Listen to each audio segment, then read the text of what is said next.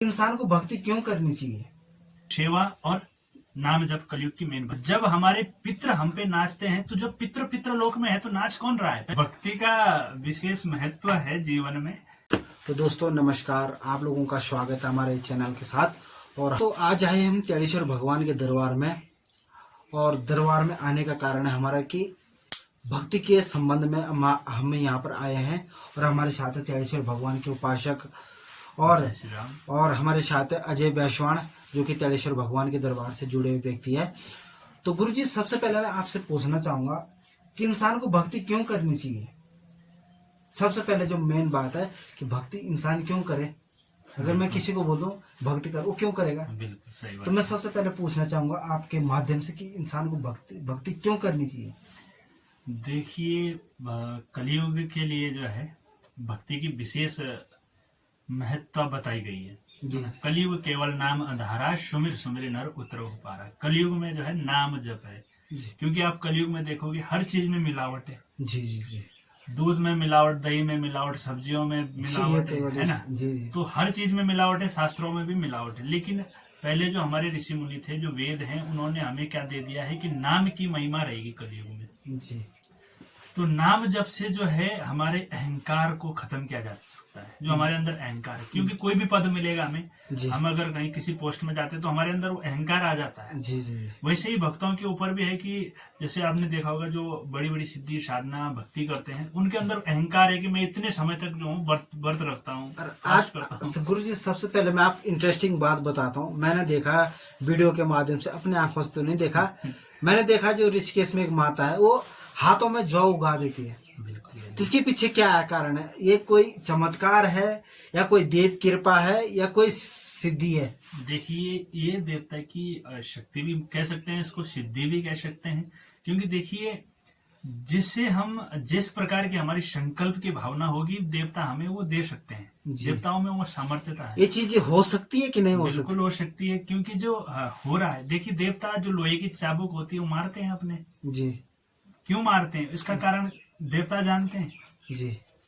कोई आम इंसान नहीं जानता। हाँ, ये तो क्योंकि उसकी कला है, उसकी शक्ति का प्रदर्शन है। हाँ, और मैंने ये भी देखा कि डोली अपने आप झूलती है। बिल्कुल, देवांश तो आता है। सबसे पहले तो मैं ये बोलूँ तो मैंने तो दोस्तों आज तक कभी किसी डोले को दीवार पर लिखते हुए कभी नहीं देखा। जी। जब मैं यहाँ पर आया तेड़ेश्वर भगवान के दरबार में, तो सबसे पहले मैंने भी पूछवाया थोड़ा। बिल्कुल। तो मुझे विश्वास नहीं हो रहा था, एक पालगी अपने आप दीवारों पे लिख रही। बिल्कुल। हो सकता ना थोड़ी बात होती कि अपने आप घुमा दे, पर ऑब्जेक्टिव लिखना बहुत बड़ी बात है। जब मैंने वो चमत्कार देखा, तब से मुझे पूर्ण विश्वास हुआ कि ऐसा भी होता है। पहले मुझे विश्वास नहीं था, कि पहले तो होता ना माली झूलते जिंदे और देखते हैं कि वहीं तक सीमित था। जब पालगी अपने आप बताती है किसी चीज का निवारण, चाहे दोष हो, कष्ट हो, नजर हो, जो भी हो, कोई जो अपने आप पालगी लिख देती है दीवार पे कि ऐसी बात, तब जाके मुझे विश्वास हुआ कि ना, देवता की कृपा है। क्योंकि आप भक्ति का विशेष महत्व है जीवन में। जी। जो आपका प्रश्न था। जी। क्योंकि भक्ति हमें सदगति देती है। अच्छा। सदगति मरने के बाद तो नहीं हो सकती। ना नंबर नहीं। जीवित रहते हुए हम अपनी सदगति कर सकते हैं। अच्छे कर्मों से, अच्छे विचारों से हमारे अंदर जो अहंकार है वो नाम जप की महिमा से खत्म हो सकते हैं। जी। एक प्रश्न और था गुरु जी की, हमारे इधर में पितर की प्रथा बहुत ज्यादा है। हमारे घड़ियाल लगाते हैं, जागर लगाते हैं। तो हम अपने पितरों को, जैसे जो एक तो जो मर जाते हैं, तो उनको हम बिना घड़ियाल के माध्यम से उनको मोक्ष कैसे पहुंचाएं? क्या घड़ियाल लगाना सही है कि गलत है? बिल्कुल गलत है। मैं इसके बिल्कुल खिलाफ हूँ। क्योंकि पितृ जो होते हैं वो पितृलोक में है, जैसे देवलोक है, अनेक प्रकार के। हमारे यहाँ तो घड़ियाल लगाते उसका झूलते हैं, खेलते हैं। देखिए, जितने भी पितृ हैं, क्या ये गलत है? ये बिल्कुल गलत है। ऐसा नहीं होना चाहिए। जब अंतिम संस्कार हो जाता है ना जी, अंतिम के बाद कोई संस्कार बचता ही नहीं है। जी। है ना।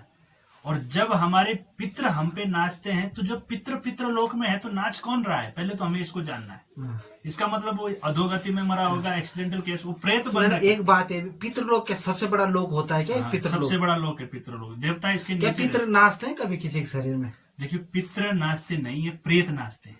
अच्छा। और पितृ कृपा कर सकते हैं। पितृ कृपा कैसे कर सकते हैं? जो पितृ लोग होता है, पितृ लोग हम बाहर ढूंढते हैं, वो हमारे अंदर ही है। अच्छा। जो हमारा मूलाधार चक्र होता है ना, यहाँ नीचे देखा होगा आपने, मूलाधार, तो मूलाधार में हमारा पितृ लोग, पितरों का निवास वहीं होता है, क्योंकि हमारे जो पूर्व वंशज हैं पीछे के, जी जी जी, वो हमारे खून में कहीं ना कहीं अंश रूप में हम उनके आज हैं। लेकिन हम अगर उनके बारे में सोचेंगे नहीं, जैसे पिंड तर्पण नहीं करेंगे उनका, जी जी, और उनकी संपत्ति है हमारे पास, जी। तो वो कहीं ना कहीं हमारे ऊपर दोष लगाते हैं। लेकिन उनका दोष क्या होता है?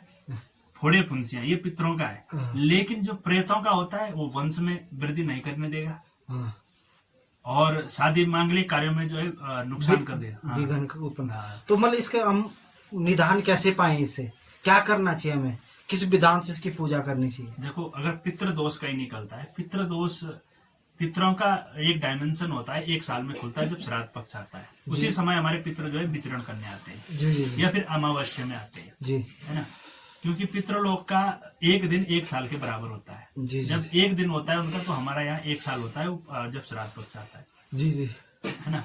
तो अगर हम पितरों का निधान चाहते हैं, तो पितरों को हमें नाम जप करना चाहिए। नाम जैसे हम सुबह शाम पूजा करते हैं, तो उनका नाम लो सर्वप्रथम। ना जैसे मानवत कोई बोलते हैं ना, कोई पितृ उत्पन्न हो गया है, तो उसके मतलब किस तरह उसकी पूजा कराएं? पितृ तो उत्पन्न हो ही नहीं सकता, क्योंकि जो पितृलोक में चला गया, उसको तो पितृलोक मिल गया। अच्छा। जो पितृलोक में नहीं है, जिसको हम प्रेत बोलते हैं ना, हमारे घर के दूसरे घर में जाएंगे तो वो प्रेत ही कहलाएंगे, लेकिन हमारे लिए वो पितृ है। लेकिन हमें वो देखना है कि प्रेत योनि में तो नहीं। अगर वो प्रेत योनि में है तो नाचेगा, खेलेगा, झपटे देगा इधर उधर, फिर हम उसको पूज देते हैं, थान दे देते हैं। उसमें क्या होता है, वो कुछ समय ठीक रहता है, फिर बाद में कभी सर में दर्द, कभी पीठ में दर्द, कभी टांगों में दर्द, क्योंकि पितृ जो है 24 घंटे में अपनी स्थितियां बदलता है। अच्छा, तो इसके जो मानवाचल चल पितर भी हो गया, उत्पन्न हो गया सब, तो मैंने सुना कि हरिद्वार में एक क्या है, नारायण शिला है। नारायण शिला है। तो उस जैसे मानवात हम पितर बनाएंगे उसके, और वहां पर उसको मतलब रख के उसकी पूजा करेंगे, कैसे इसका विधान? उसका ऐसा होता है, प्रथम अगर उसमें शास्त्रों में जो है 3 विधान दिए गए। एक गया काशी का है, और पुष्कर का है जी, और बद्रीनाथ का है, और हरिद्वार का है। 4 जगहों का है जी। तो जो सबसे महत्वपूर्ण माना गया है वो हरिद्वार का माना गया, नारायण शिला में, जिसके प्रेत चाहे ब्रह्म राक्षस की योनि के भी हों जी, उनको भी हम वहाँ शांति दिला सकते हैं, उनका जो है पिंडदान करा करके।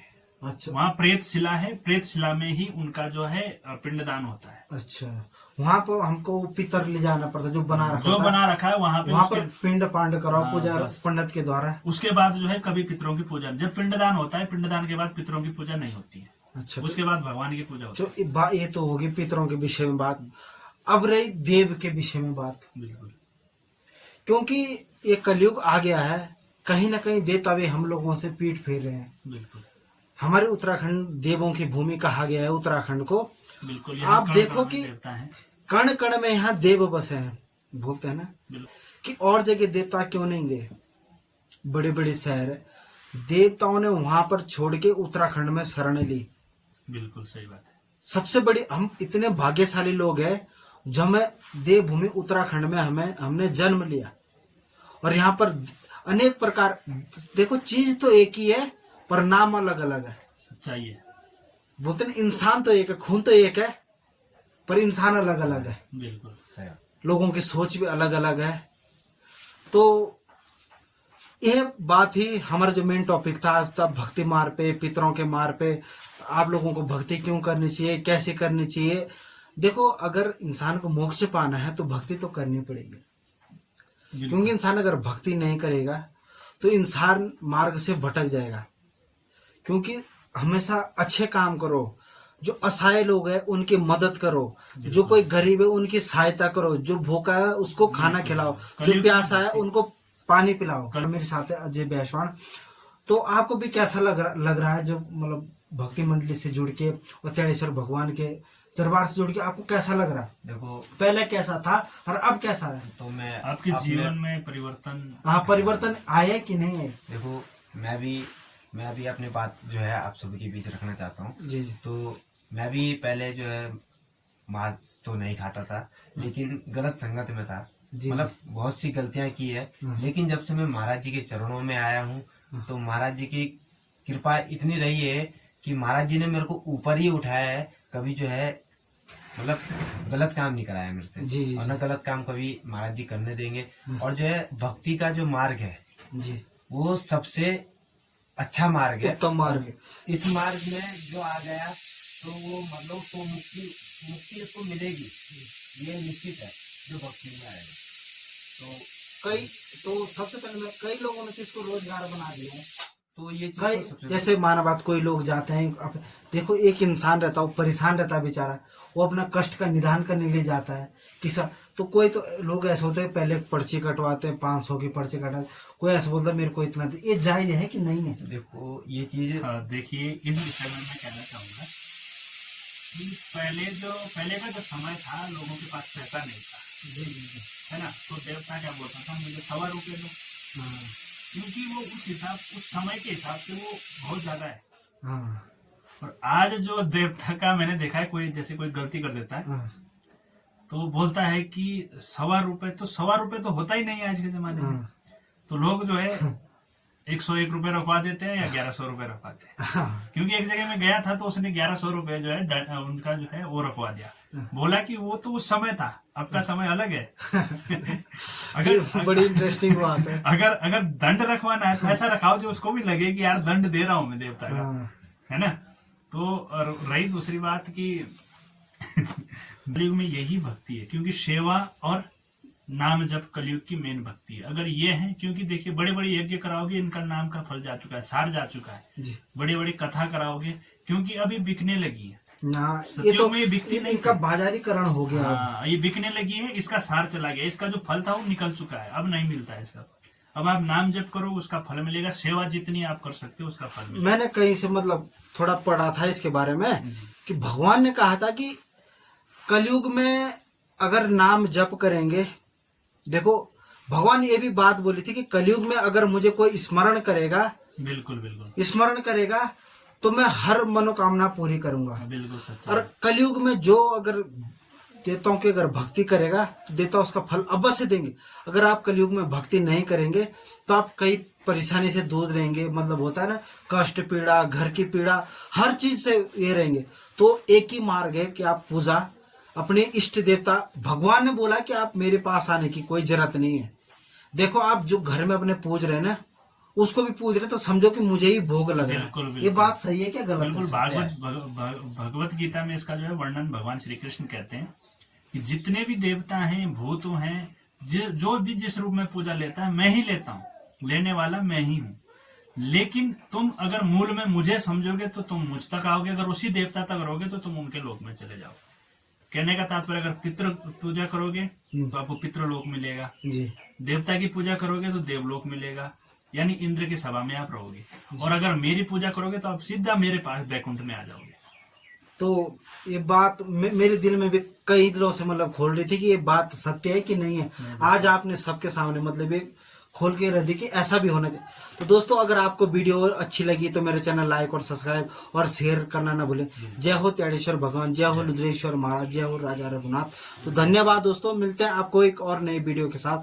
तब तक के लिए टाटा बाय बाय।